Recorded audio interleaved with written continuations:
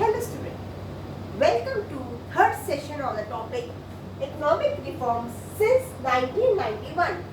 इससे पहले की वीडियोस में हमने स्टडी करा था meaning of economic reforms, need for economic reforms, elements of new economic policy which was liberalisation, privatisation and globalisation. Liberalisation के बारे में हम डिटेल में लास्ट वीडियो में स्टडी कर चुके हैं, जिसका मतलब था कि फ्रीडम फ्रॉम ऑब्टेनिंग लाइसेंसिंग. अब आज की वीडियो में हम स्टडी करेंगे प्राइवेटाइजेशन पर. प्राइवेटाइजेशन क्या होता है? जब हम किसी भी पब्लिक सेक्टर एंटरप्राइज को प्राइवेट सेक्टर में कन्वर्ट कर देते हैं, that is called privatisation. Privatization is the process of involving the private sector in the ownership of state-owned enterprise. Clear है definition से meaning कि हम जब भी प्राइवेट सेक्टर को किसी पब्लिक सेक्टर के अंदर इन्वॉल्व कर लेते हैं ताकि हमारा प्रोडक्शन बेटर हो, हमारी एफिशिएंसी बढ़े, दैट इज कॉल्ड प्राइवेटाइजेशन. इसको हम दो तरीके से कर सकते हैं, या तो outright the sale of government enterprise to private entrepreneurs. जब हम किसी भी गवर्नमेंट एंटरप्राइज को एज इट इज पूरी की पूरी सेल कर देंगे प्राइवेट एंटरप्राइज को, तो इसका तो एक तरीका ये हो गया कि गवर्नमेंट एंटरप्राइज को सेल कर दो किसी प्राइवेट सेक्टर को. That is the one way of privatisation. And the second way is withdrawal of government ownership and management from mixed enterprise. ऐसी एंटरप्राइज जहां पब्लिक और प्राइवेट दोनों का रोल होता है, दोनों का जॉइंट रोल होता है, वहां से उस एंटरप्राइज से अगर पब्लिक सेक्टर अपने राइट्स को विड्रॉल कर ले, अपनी ओनरशिप के राइट्स को विड्रॉल कर ले, ताकि वहां पर सिर्फ होली सोली राइट हो प्राइवेट सेक्टर का, तो this is the another way of privatisation. अगर हम इन दोनों प्रोसेस की बात करें तो इसके लिए हमने एक टर्म दिया है disinvestment. It is the policy to promote privatisation. Privatisation को प्रमोट करने के लिए एक पॉलिसी बनाई गई डिसइन्वेस्टमेंट. इसमें क्या होता है कि when government sells of its share capital of PSUs यानी पब्लिक सेक्टर अंडरटेकिंग्स.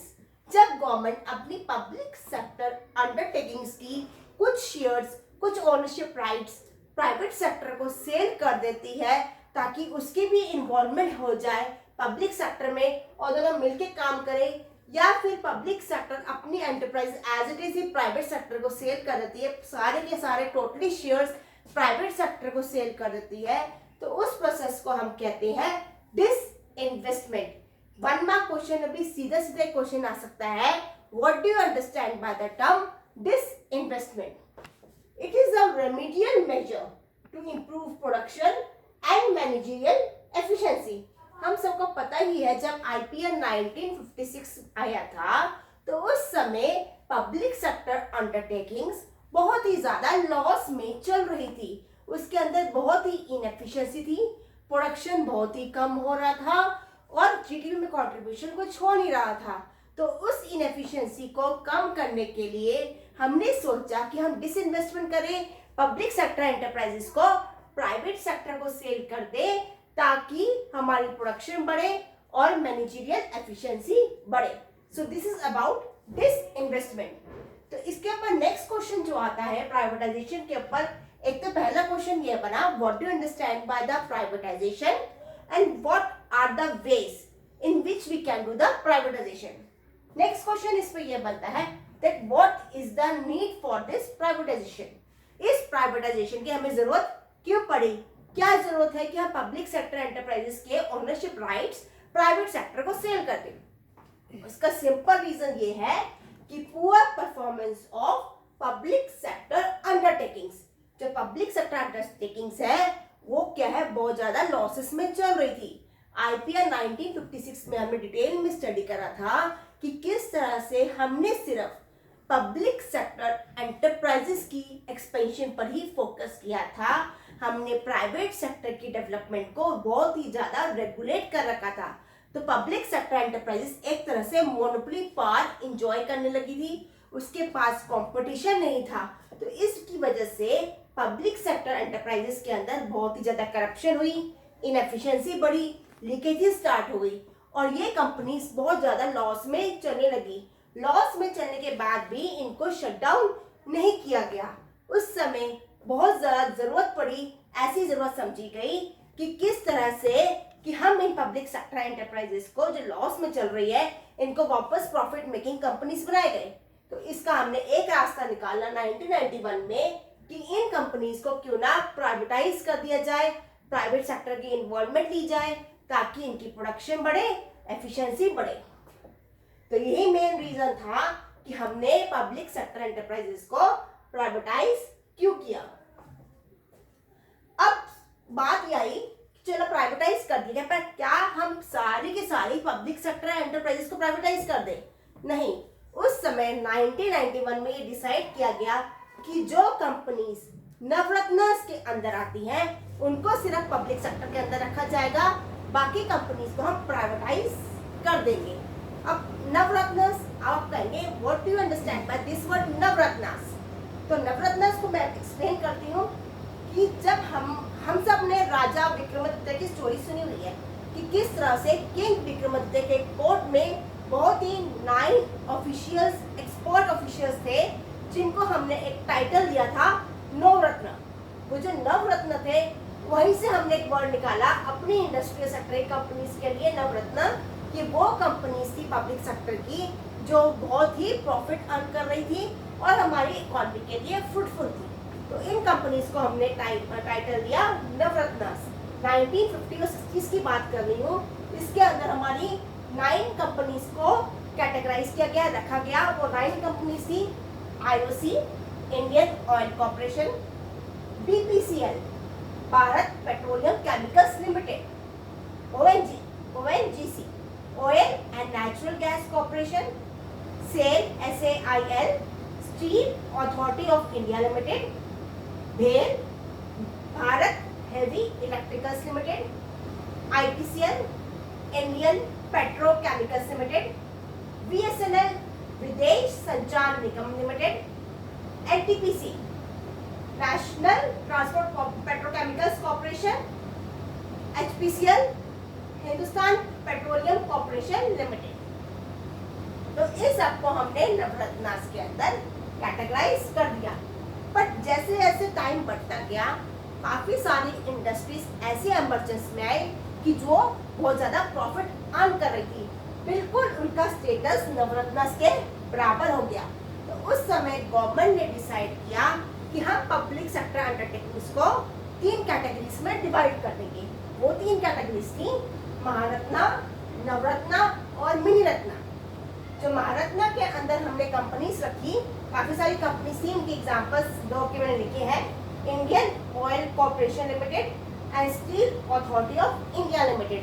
1 मार्क में क्वेश्चन आ सकता है कि give an example of Maharatna company, Navratna industrial company और mini Ratna public sector undertaking. तो महारत्ना के हम एग्जांपल लिख सकते हैं Indian oil corporation limited, steel authority of India limited. Navratna के अंदर हम एग्जांपल लिख सकते हैं Hindustan aeronautics limited, Mahanagar telephone Nigam limited. Mini Ratnas के अंदर हम रख सकते हैं Bharat Sanchar Nigam limited, airport authority of India, Indian railway catering and tourism corporation limited. और एट प्रेजेंट आज की बात करें तो 75 पब्लिक सेक्टर अंडरटेकिंग्स को हमने मिनी रत्नास के अंदर कैटेगराइज किया हुआ है। तो जब हमने इन अंडरटेकिंग्स को एक टाइटल दे दिया, एक स्टेटस दे दिया, तो हमने देखा कि स्टेटस देने के बाद इन कंपनीज की एफिशिएंसी और भी ज़्यादा उभर के आई। ऑब्वियसली जब हम रियल लाइफ में भी देखें, हम जब किसी को रोल देते हैं, एक टाइटल देते हैं, एक रिस्पॉन्सिबिलिटी देते हैं, टास्क मैनेजर बनाते हैं, तो हम बहुत ही ज़्यादा एफिशिएंसी से उस काम को करने की कोशिश करते हैं। तो यही हुआ पब्लिक सेक्टर अंडरटेकिंग्स के साथ। जब हमने इनको एक टाइटल दे दिया तो इनकी परफॉर्मेंस और भी बेटर हमारे सामने आई और इन इंडस्ट्रीज को डिसाइड किया गया कि इन इंडस्ट्रीज को हम पब्लिक सेक्टर के अंदर ही रिटेन करेंगे। तो इसके बाद प्राइवेटाइजेशन में सिर्फ एक और क्वेश्चन बहुत इंपॉर्टेंट बनता है कि arguments, what are the arguments in favour of privatisation and what are the arguments against privatisation. मैं इस वीडियो में वापस अभी आपके साथ आ रही हूँ आप इन नोट्स को नोट डाउन कर लीजिए अपनी कॉपी में, वीडियो को पॉज कीजिए। मैं with in a minute arguments और अगेंस्ट के पॉइंट्स आपके सामने लेकर आ रही हूँ। Now coming to arguments in favor of privatization and arguments against privatization. Obviously जब हम कोई भी पॉलिसी को इंट्रोड्यूस करते हैं तो उसकी हमने प्रॉस एंड कॉन्स दोनों स्टडी करने होते हैं। उसके पॉजिटिव साइड को भी स्टडी करना है और उसके नेगेटिव साइड को भी स्टडी करना है। तो प्राइवेटाइजेशन जब आया तो उससे हमारे को क्या क्या बेनिफिट्स नजर आए। इसका सबसे पहला बेनिफिट था it implies supremacy of self interest over social interest. Privatisation आया, इसमें सोशल वेलफेयर के ऊपर ध्यान नहीं दिया था। प्राइवेट एंटरप्रेन्योर्स सिर्फ अपने प्रॉफिट्स के ऊपर ज़्यादा फोकस करते हैं, तभी वो कंपटीशन में आते हैं और फुल एफिशिएंसी के साथ काम करते हैं। जब भी कोई चीज़ हमारे खुद के ऊपर आती है तो हम उसमें ज़्यादा इंडल्ज होकर, ज़्यादा इन्वॉल्व होकर, ज़्यादा कमिटमेंट के साथ काम करने की कोशिश करते हैं। अगर हम एज ए सोसाइटी के सोशल वर्कर की तरह काम करते हैं और जब हम एक खुद के लिए काम करते हैं तो दोनों चीज़ में फ़र्क है। जब हम खुद के लिए खुद की अर्निंग की काम कर रहे हैं तो ये ह्यूमन टेंडेंसी है कि जब हम खुद के अर्निंग के लिए काम कर रहे हैं तो हम 100% कमिटमेंट के साथ काम करेंगे और हमारे को उससे बेटर रिजल्ट मिलेंगे।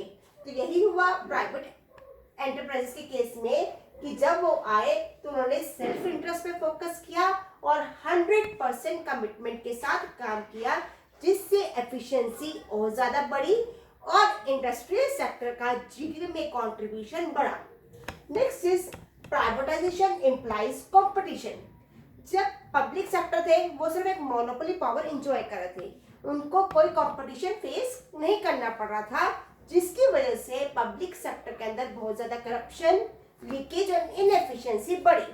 बट जब प्राइवेटाइजेशन आया तो बहुत सारे प्राइवेट एंटरप्रेन्योर्स आए, उन्होंने आपस में एक दूसरे को कंपटीशन दिया। उन्होंने जब कंपटीशन फेस किया both domestic as well as international market में, तो जब एक कंपटीशन फेस किया तो हर किसी ने कोशिश करी कि हम बेटर रेंज ऑफ प्रोडक्ट्स को लॉन्च करें ताकि कंज्यूमर मैक्सिमम हमारी तरफ आए और हम ज़्यादा से ज़्यादा प्रॉफिट अर्न करें।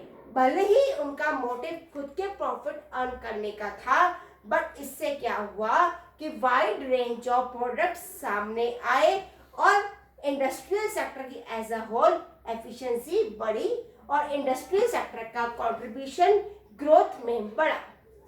Next is promotes diversification of products and generate high profits. Public sector में हमने देखा कि वो सिर्फ क्या कर रहे थे, मोनोपोली पावर एंजॉय कर रहे थे, उनके पास कोई कंपटीशन नहीं था। जब प्राइवेटाइजेशन आई तो कंपटीशन बढ़ा।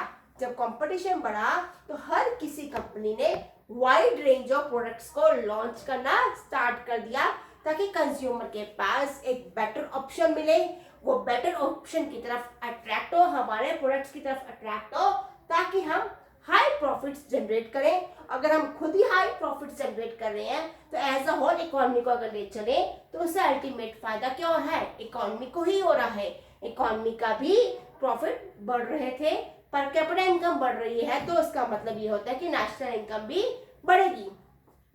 Next is promotes consumer sovereignty. Sovereignty का मतलब होता है कि legal right to do anything. जब कंज्यूमर की सोवरेनिटी कैसे बढ़ी, अब कंज्यूमर को wide range of products market में अवेलेबल थे, वो अपनी चॉइस के अकॉर्डिंग प्रोडक्ट्स को सिलेक्ट कर सकते थे।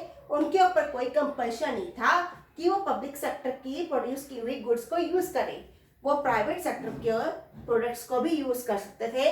उनके पास wide range of choices available थे कि जो सा चॉइस उनको बेटर लग रहा है वो उसकी तरफ ही जाएंगे और उसी को ही परचेज करेंगे। तो ये थे arguments in favour of privatisation. अब हम बात करते हैं आर्ग्यूमेंट्स अगेंस्ट प्राइवेटाइजेशन। जब प्राइवेटाइजेशन आया तो सबसे पहले हमारे को जो इसका नुकसान ये हुआ कि not able to achieve the goal of socialist pattern of society. जो हमारा प्लानिंग में शुरू से एक मेन फोकस रहा था कि वेलफेयर बढ़ाना, इकोनॉमी के हम वेलफेयर की बात करते थे कि to achieve the objective of socialist pattern of society कि इकोनॉमी का वेलफेयर बढ़े।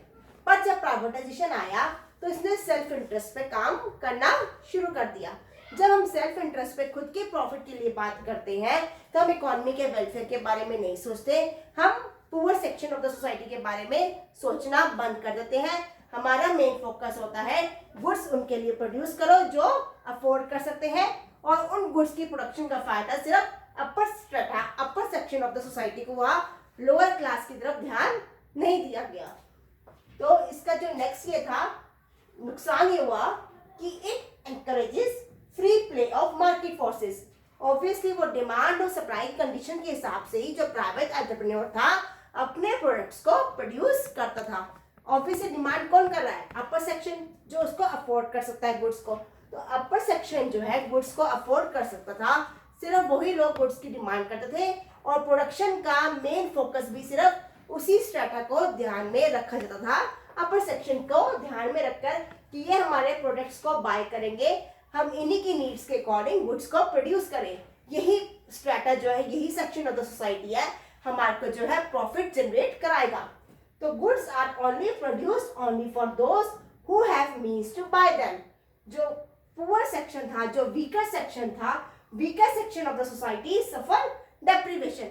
उनके गुड्स को, उनकी नीड्स को ध्यान में रखकर गुड्स को प्रोड्यूस नहीं किया गया। तो ये थे मेन नुकसान हमारे प्राइवेटाइजेशन के। तो this is all about privatisation. एक बार मैं फिर से समअप कर लेती हूँ प्राइवेटाइजेशन को कि इस पर हमारे किस तरह की क्वेश्चन बन सकते हैं। सबसे पहले आपने इसमें स्टडी करना है मीनिंग ऑफ प्राइवेटाइजेशन, फिर आपने स्टडी करना है how can be achieve this privatisation, उसके बाद हमने स्टडी करना है what is the need for this privatisation, और इसके अंदर एक कॉन्सेप्ट हमने दो स्टडी करना है नवरत्न स्टेटस के बारे में। गवर्नमेंट ने किन कैटेगरीज में पब्लिक सेक्टर अंडरटेकिंग्स को डिवाइड किया, महारत्ना, नवरत्ना और मिनरत्ना। और उसके बाद लास्ट में प्राइवेटाइजेशन के अंदर हमने स्टडी करना है कि arguments in favour of privatisation and the arguments against privatisation. So this is all about privatisation. Next video में हम ग्लोबलाइजेशन के ऊपर डिस्कस करेंगे। So note down all these notes. Till then, have a good day. Thank you.